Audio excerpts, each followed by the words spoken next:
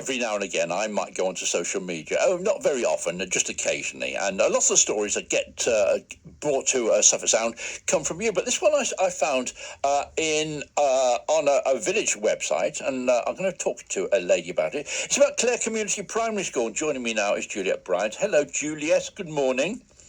Good morning. How are you? I am, well, you asked that question with a medical hat on because you are interested in how I am because you're a superfood alchemist, nutritionalist. You're interested in how we eat and how our health is. So you're asking me. I am fine. Thank you for asking.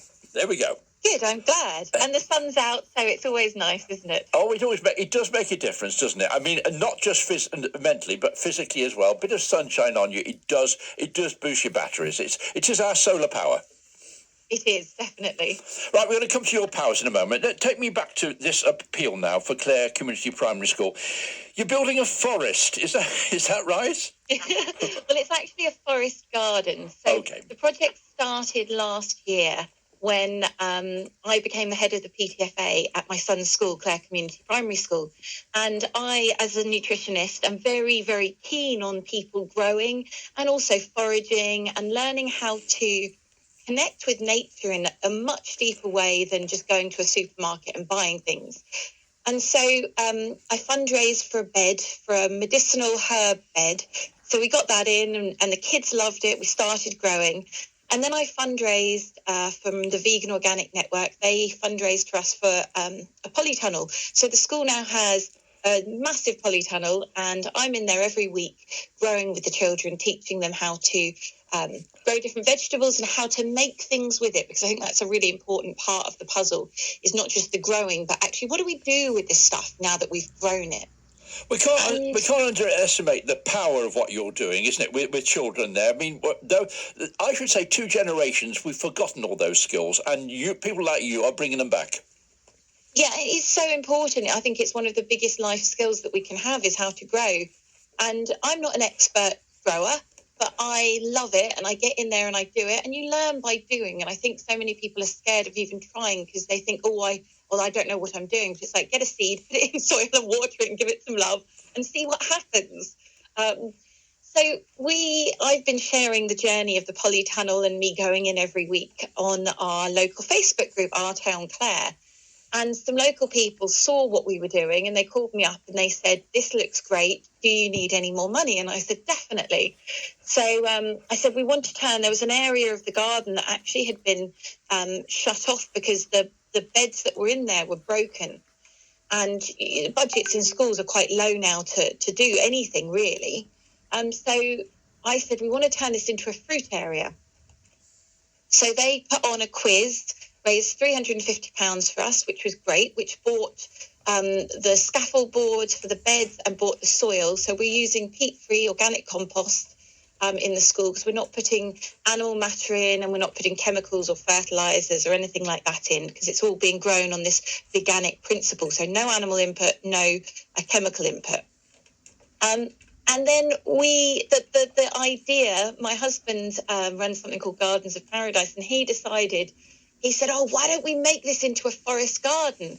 So we talked to the children about it. And the thing with the forest garden that's so amazing is it's looking at these permaculture principles. So it's growing in layers, not just in a monoculture way, which so many things are grown.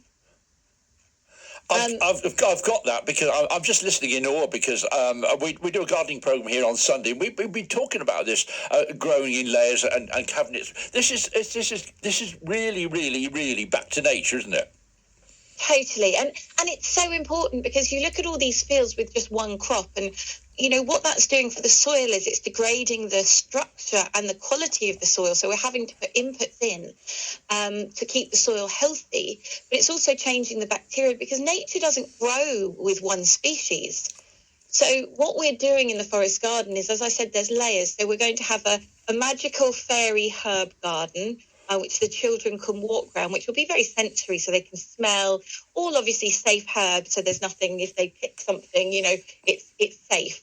And then having fruit bushes and fruit trees, and then herbs in the front of all of that. So you've got this layered system, and we're having pathways so that they will have some big lavender and rosemary bushes. So children can walk around and be really in a beautiful space that's connecting them with nature. And this is where we can help you, because you're looking for some more fruit bushes, aren't you, to put in there? What are you looking for for the people around the Clare area, or maybe a very nice company might want to donate something from further afield? What are you looking for then? Yeah, well, we're looking for fruit bushes, so black currants, red currants, gooseberries, thornless raspberries, thornless blackberries, a grapevine. We've got some apple trees going in. We're going to put a cherry and a plum tree in there as well. So yeah, any donations of any of those things, or herbs. A lovely company, Herbal Haven, near Saffron Walden, are going to be donating some of the herbs to us as well, which is very kind. So yeah, any of those things really. And also with our ongoing project in the school, it's called the Growing Nature Club. We're always looking for supplies for that, to keep that going. So as I said, every Wednesday I go in and I teach people each week about a different plant. And we're growing lettuce, carrots, broad beans, calendula, leeks, onions. That's what we've done so far. We're going to be planting potatoes next week. So we're always growing, and we're trying to grow things that the school kitchen will use. And also one of the things we've done with this is we grew leeks in the autumn, and we gave half of the leeks to the local organisation CLASP that support the elderly in Clare, so that they could make a leek and potato soup. So we're trying to have an outreach to the community as well, and teach the children that when you grow, it's also about the sharing of what you're growing with the wider community. The trouble with you, Juliette, is you don't put enough effort into it. I think you should. I think you should really try harder. Well, so if people have got these, it comes to the Clare. How can they get hold of it? Is it through the Clare Facebook page? Yeah, probably, or on Facebook, I'm Juliette Bryant. Juliette's Kitchen is my business, my superfood business. If they go on to Juliette Bryant, either will find on any social media platform or my website, so they can find me there and drop me a message. I've got your Facebook page open here now, Juliette's Kitchen. You've got 9,500 followers, and not doing too badly on there. You're coping all right. Are you off now to have a longevity chai? Is that your drink of the morning? Well, I've actually got one in my hand right now. So I don't drink caffeine and I don't have animal products. So I've got my longevity chai, which is a mixture of medicinal mushrooms and super herbs like Dynastima. So yeah, I'm currently drinking that right now. I don't think we're completely compatible, but no, I'm sorry. I'm addicted to coffee, so I'm a coffee and tea. So I would join you halfway, and maybe we can share a couple of drinks of longevity chai together soon.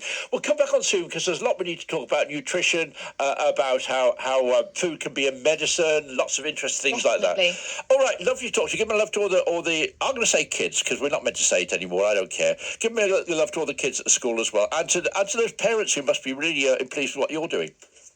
Thank you so much. Thanks for having me on. That's lovely. Juliette Bryant, if you want to find out more, I would urge you to go and have a Juliette's Kitchen. I think if there's other Suffolk Sound presenters listening today, you're going to have her on your show as well. Talking about nutrition, have a look through there. She's got some great ideas, great photos. And I didn't ask her about her toffee apples. She was making toffee apples at Valentine's Day. I think that's about all I've got time for today. Coming up after me, as you heard, it's